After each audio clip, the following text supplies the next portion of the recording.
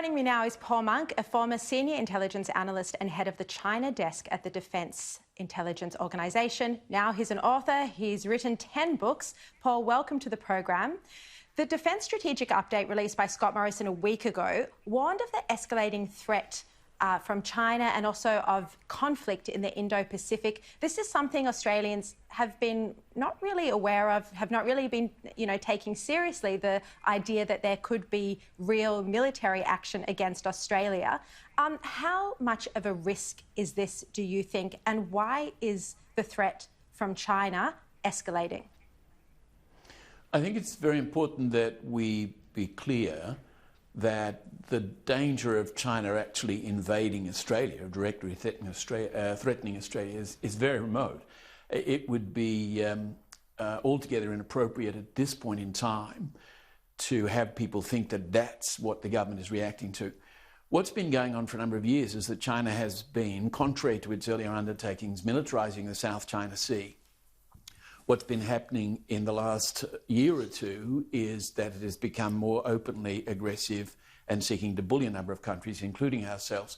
This has generated a level of alarm around the Asian region and has led to a conversation among a number of countries, including ourselves, as to what we can do to discourage China from taking the next step and possibly sparking a conflict in the Asian region. That's where we're stepping up to be part of a coalition that can keep China honest and constrain it from getting out of hand. But we shouldn't be thinking at the moment of a threat to invade Australia. That's way over the top. Yeah. Look, as a consequence of the national security law in Hong Kong, if you exercise normal standards of free speech, what sort of real threats do you think Australians who are living in Hong Kong at the moment face?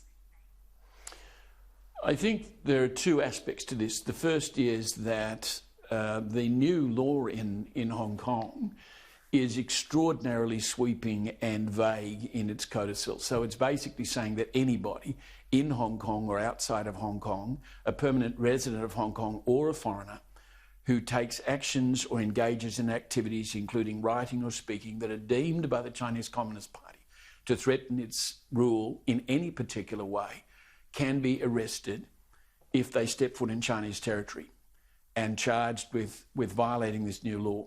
And what sort of things could they do that would, make the government see them as a threat? Are we speaking about, tweeting something, retweeting something, just speaking on social media? How much of a risk is their regular behaviour?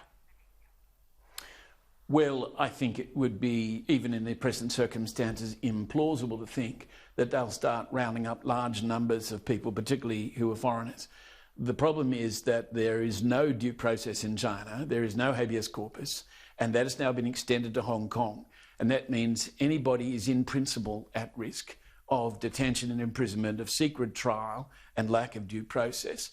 And this has been put in place so that they can intimidate people. And let me say quite plainly, and I'm an unusual case because I'm not an ordinary businessman or common citizen, that's important to bear in mind. But because of my background in intelligence, because of what I've written about China, because of the kind of interview we're having tonight, I am now at risk should I go to Hong Kong. And I would think it imprudent of myself to go to Hong Kong. That's illustrative of where we're at.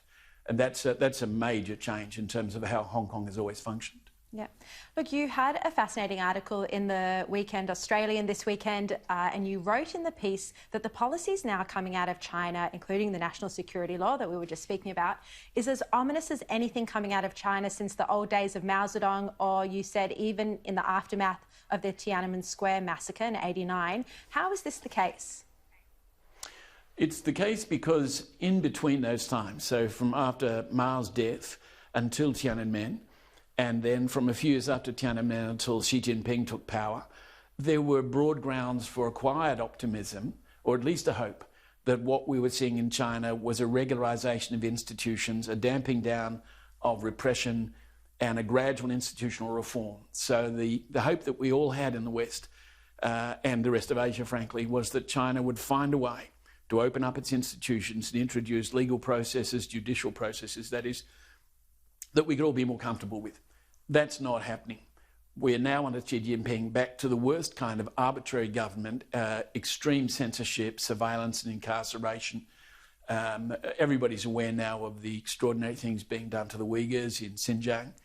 And now the new law in Hong Kong, the threats to smash Taiwan if it doesn't toe the line and agree to unification on Beijing's terms, the invasion of India. So under Xi Jinping, China has become bullying, aggressive, ambitious in a way that we haven't seen for a long time. And that's of serious concern. Yeah.